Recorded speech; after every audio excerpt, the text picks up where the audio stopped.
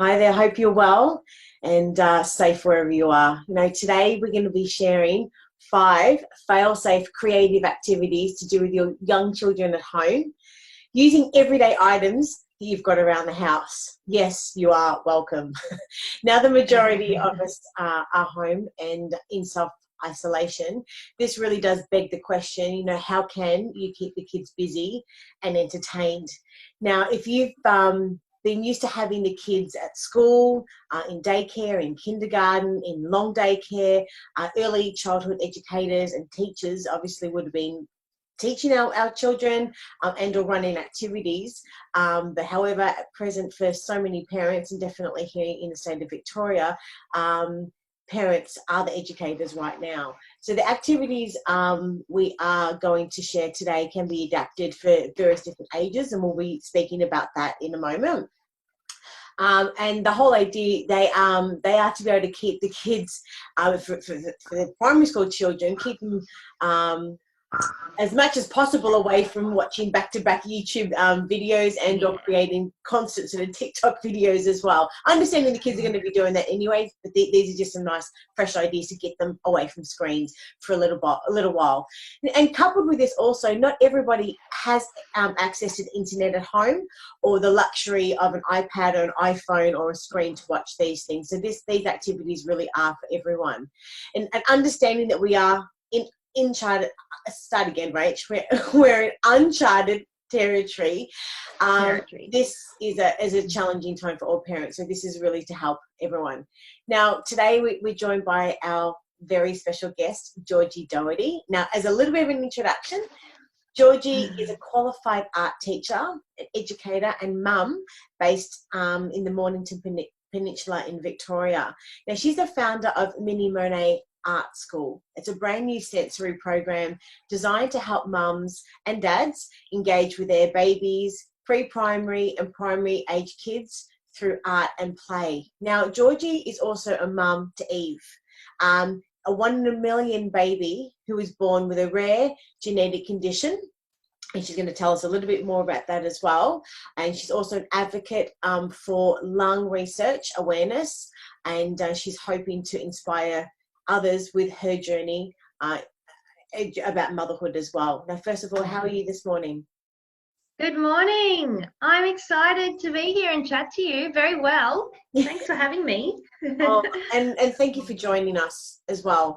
And first of all, how are things at home at the moment? Understanding that Evie's got this rare condition, and this is maybe just tell us a little bit more about that as well.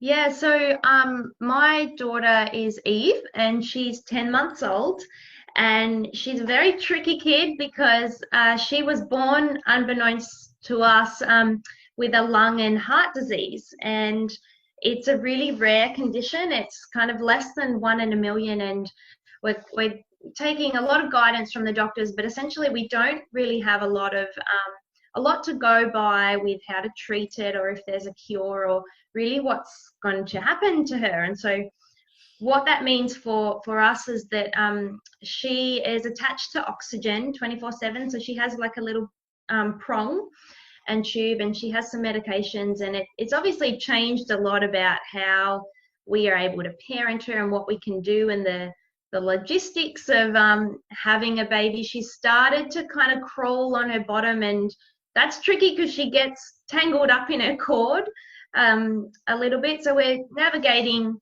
that with her. And I was just mentioning at the moment, with all of this corona virus kind of concern, it's certainly heightened, I guess, our nervousness and anxiety because of her condition is a respiratory condition. And so if she was to get a virus or any virus, it would impact her. It would mean ICU essentially for her. So yeah, it's we're in lockdown, which I guess is where a lot of these activities have come about as well, because we've been staying safe and staying at home with her, and using what we have at home to make some beautiful creative art activities.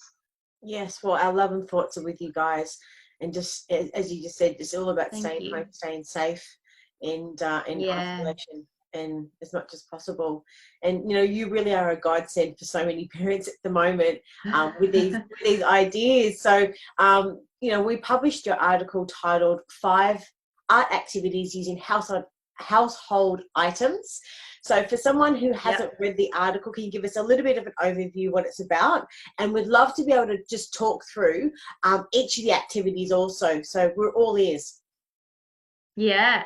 So I think even as an art teacher, we can feel very overwhelmed with needing the update supply, the newest color, the extra material.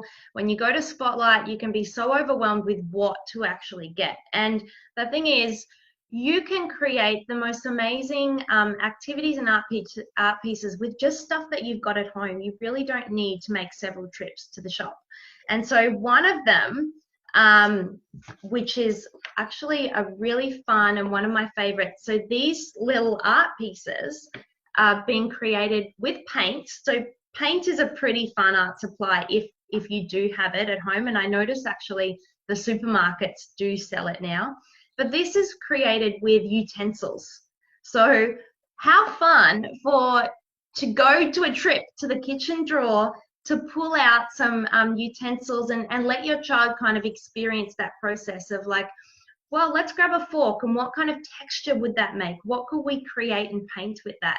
Things like that are amazing to kind of create with your child. And what I really like about using household materials is that you're demonstrating to your kid outside of the box thinking.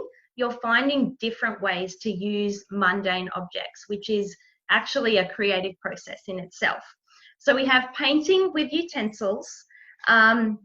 We have a thing called tin foil prints, which comes up like this, which is such a beautiful pattern. And then you can cut out fun animals and just use little pegs for legs. That's adorable. So all of that involves is markers and tin foil and a bit of water. That's it. We had in the article some pasta art, and I know pasta is in hot demand right now. I actually was able to grab a packet from a lady in the aisle who said, you can have mine. I don't think she realized that I wasn't going to eat it, but we made some art with it. And pasta, comes in all different shapes and sizes, and creating a scene out of pasta with just a bit of glue is a really fun activity.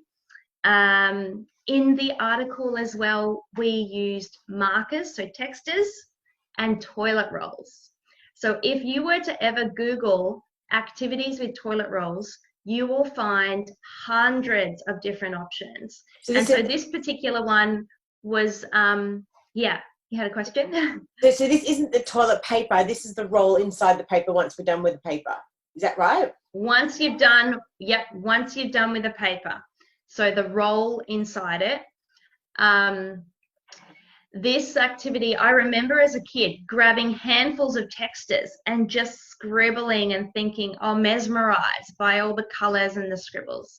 So this is sort of a stylish way to tape your textures to the toilet roll. So it's a great it's great for the little kids to hold, fine motor skills, and we're just kind of scribbling all over the page. And they'll be engaged for 20-30 minutes of just what they can create with that.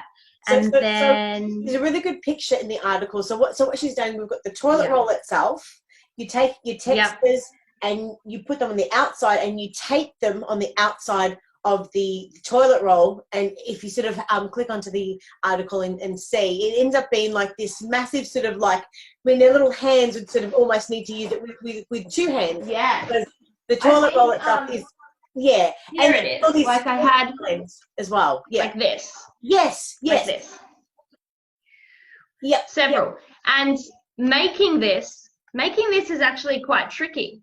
So it's great for the kids to learn where to space, making sure they're all the same height. So that kind of skill of using like math essentially to be able to make this effective is really fun too. Yep. And then we also had some raised salt art.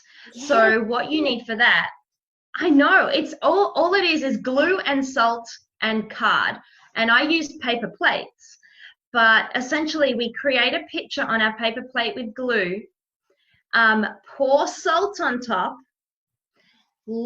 tip it off, and then get some food dye and water and drip it on.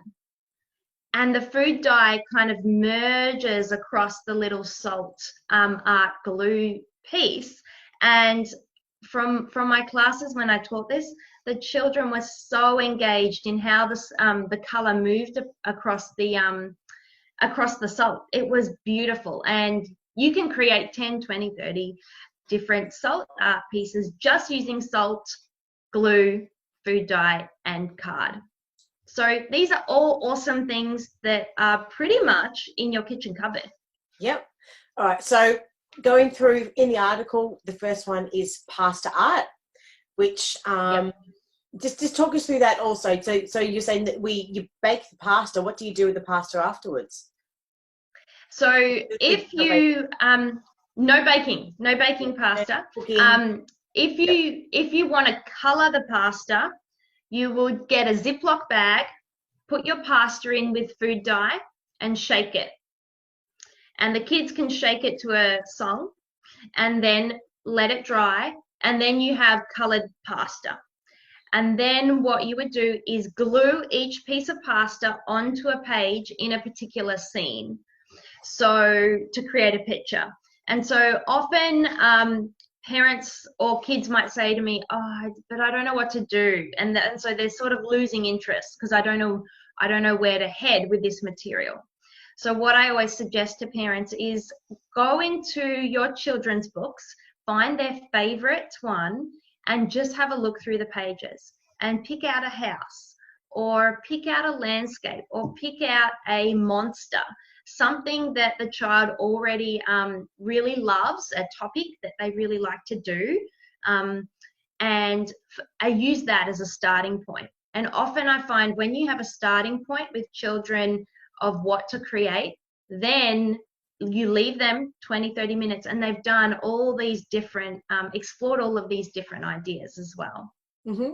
And so in the article, you've shown there's it's best to have different coloured pieces of pasta also. You've got green, you've got yellow, you've got like an orangey red.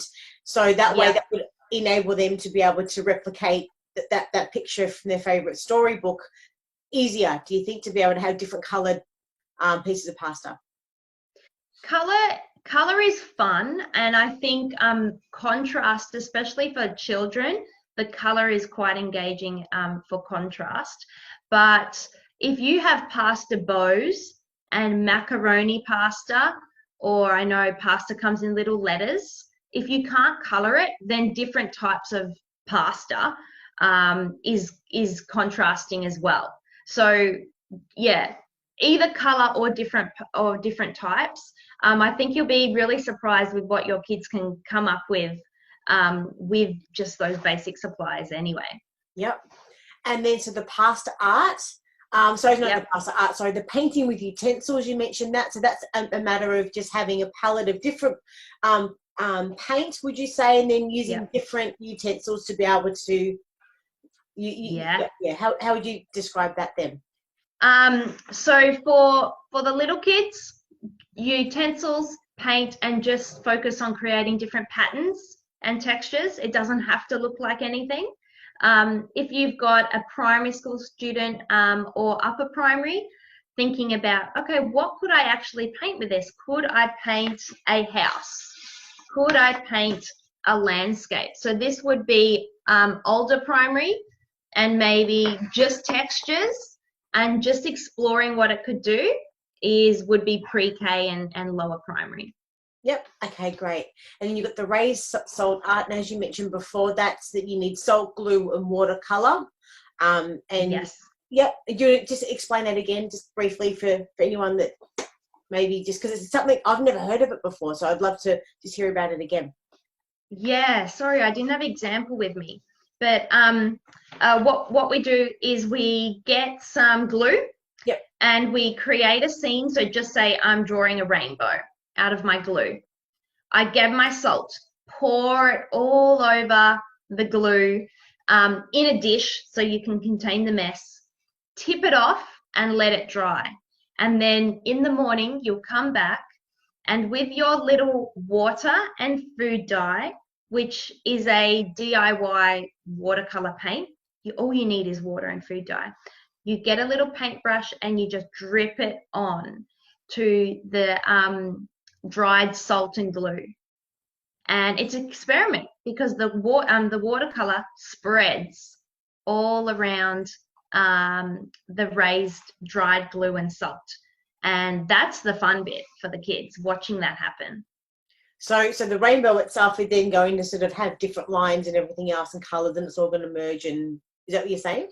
Yeah, that's it. That's it. Yep. And I would suggest if you're going to do that, get your kids to do maybe 3 or 4 different ones, because it obviously needs to dry first.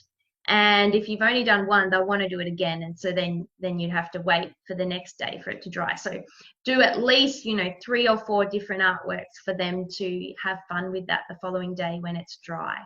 Cool. And then another one you mentioned is tin foil prints. Tell us about that. Yes, tin foil prints. What we do is we tape a piece of foil to the table.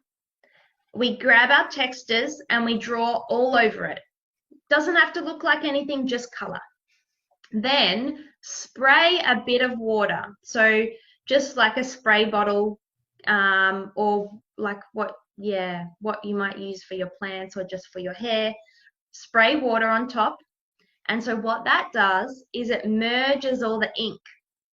And once that's all merged, you put a piece of paper on top, pull it off, and it comes up like this. So that is fun, and it's fun to just see what the color mixing does. From here, I've created a little animal with pegs for legs. So this one is based on an illustration from a book called The Mixed Up Chameleon by Eric Carle. But the process, that's the fun process, and you can create whatever you like with the actual colored paper. Yeah, love that. And the last one you did is the scribble in style. So that's taking the toilet paper roll itself, sticky taping the color textures on the outside, and ensuring, as you said, that they're all the same length, I guess. Same height. That's it. Yep. All like that. All like that. Beautiful. And then you're going to get this fantastic sort of, I don't know how you describe it, but the twirls and the colours and everything else. So that's getting them to do more than 1, 3 or 4, who's got the best, and who they have. You can have a whole art gallery at home. It's great to set the kitchen table up with paper all over so the child can move all the way along the table. Yep. Because they like to move and do really big strokes with that. Yes. So it's a really good skill for pre-K kids to develop as well, the ability to really move their whole body and hold at the same time. Now, as a question, why is creativity so important for children? Yeah, well, essentially it's developing the child's brain. And so we know that when a child engages in a creative activity, they're actually developing their ability to think of new ideas. They are expressing themselves. Every child will come up with a different outcome with the same starting point. And that's because we all have our unique creative expression. They are problem solving through doing these creative activities. They're developing divergent thinking. So that is thinking where a child can kind of hold many different possible solutions at once, and it's not linear. We talked about fine motor skills. It was really interesting. The other day I was reading an article about medical students, and it was reporting that medical students today are not as comfortable as using their hands as they were 10 years ago. And that's Because we're like this, not cool for surgery. Yeah, it's because of so much technology, swiping on the computer. So these hands-on activities, they are fundamental for industries like that. And obviously the concentration and focus, you know when you're watching a kid really engaged in, you know, painting and manipulating the paintbrush and focusing on what they're doing. I know as a teacher, just in the short time that I've been teaching, I've noticed children are really having a hard time focusing on their projects. So this is a really good way to help them with the ability to do that. And I think creativity is such a skill that is essential to our communities right now. We can see from what's happening in the world with the coronavirus, the only way we're surviving is our ability to adapt and come up with creative solutions. And particularly for small businesses and just this experience of coming online and sharing information, that's come from a creative place. So it is such a skill that is so highly valued and so important to foster that at home. And I guess not rely on schools to be the final kind of spot to make sure that's happening and that learning's taking place. It's something that we can do as parents and encourage within our home. Yeah. And so, like, what would be your top tips for keeping kids engaged in art activities as much as possible, trying, as we said earlier on, depending on the age, but getting them away as much as possible from screens? Easier said than done, I know. I can hear the parents go, oh my God, are you talking about Rach? But the whole idea is, you know, to give them some reprise from a screen and from YouTube Kids and from TikTok and all of these other things. So, you know, what's your tips? I think, like most things, the pleasure factor and enjoyment in something is going to make you want to come back and do it again. So we need to make these activities fun. We need to make them light. And a way we can do that is to keep them personalized. So if your child loves trucks, don't suggest an activity where you're going to draw or paint a cat. If your child loves flowers and they're going through a phase of that, you don't be surprised if they're not really that interested in making skateboards, for example. So you want to know your kid and make it really personalized. And that's something, as teachers, one of the fundamental pillars in teaching is knowing our students. And that's based in relationships. So spend time just asking your child, what do you like? You know this already, but letting them guide you in sort of the topics or the themes that you might base some little activity on. The other thing was another tip would be keeping it relatable. So if you did just watch the Lego movie, bounce into an activity that might involve Lego or might be constructing, you know, a building out of Lego. If you've just gone for a bushwalk, how about collecting some leaves and bringing them to the kitchen table and maybe doing some printing or some characters or drawing using leaves? So making kind of those experiences that you're already doing in your family and bringing them into your art activities is a fun way to keep them engaged. And then the other couple, the other couple I was going to mention was how we're speaking about what we're doing. So the conversations with our children. There's a really good learning opportunity for them to explain what they're doing. And so asking questions like, I like what you're doing there. Can you tell me about what you've been making? And so they would be so excited to be able to tell you about the process. And when you're encouraging your child, suggesting very specific encouragements like, I love the way that you've used purple, or I can't believe how strong that tower is that you've built, rather than just saying, oh, that looks good, you've done a good job. So very specific encouragement will motivate your child to want to kind of revisit that experience again.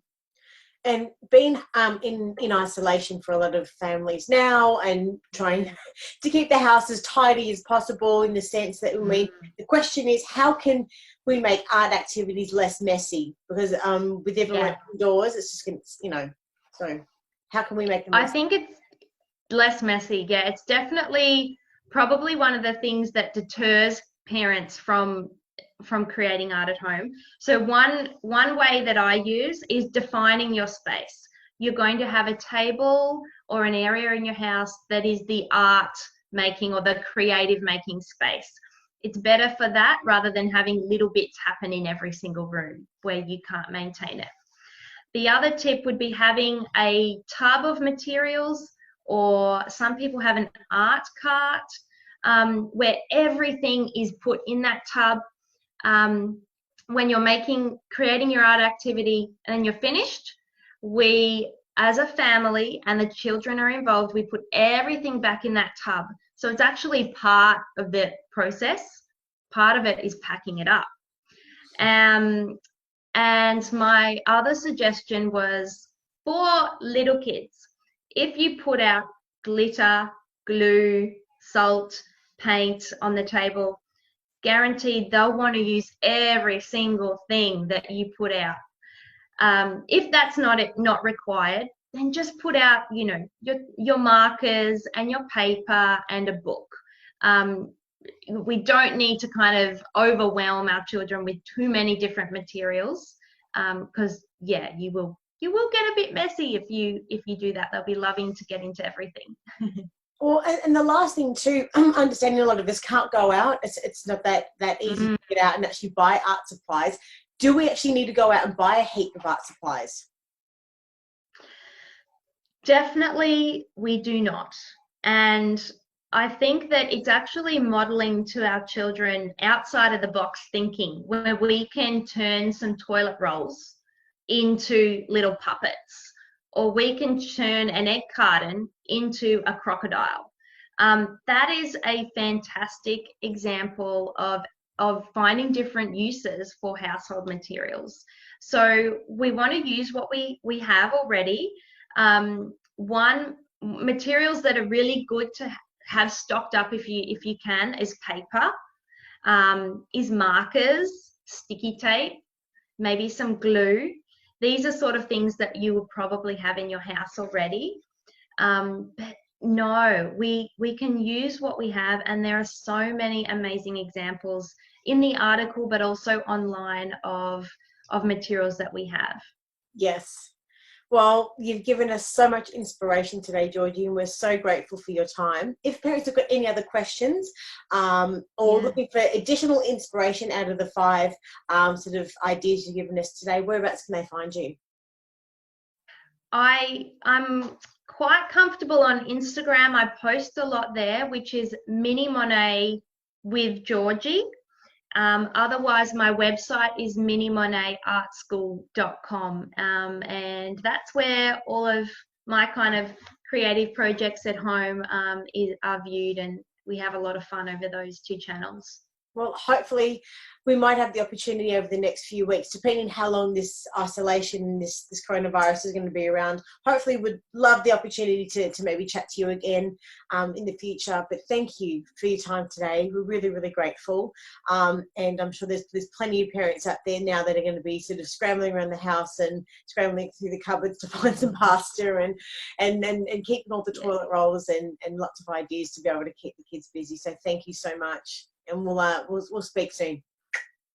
Love to Thank you. Well. Yeah. Happy making. See you. All right, bye. Bye.